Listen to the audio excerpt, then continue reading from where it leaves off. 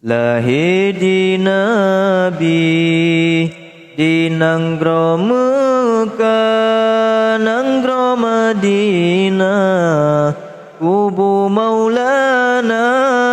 uras selanyan tanggai 12 di Batun Gajah Rabiul Ula umur 2 bulan dalam kandungan ayah sayang tinggai donya yatim lam kandung di Rasulullah kata le ayah lahir Maulana kamate apui majusi sema hancur dumpuna patung-patung berhala sampai leuro bergetar Ka'bah senang di Ka'bah dengan lahir Maulana Napudra bidan lahir Rasulullah Maryam Asia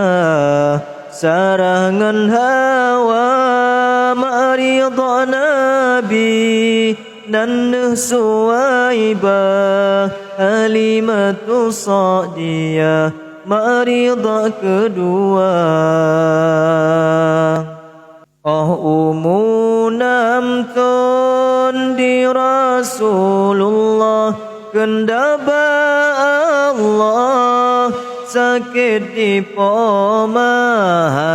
trip sakit wafat Aminah lehtali ayah kata lempoma yatim piatu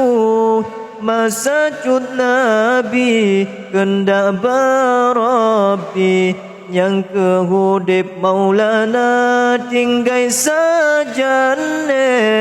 Abdul Muttalib yang aso hudib masa cuti Maulana umuput pelutun Nabi Muhammad kendah hadarat wahyu pertama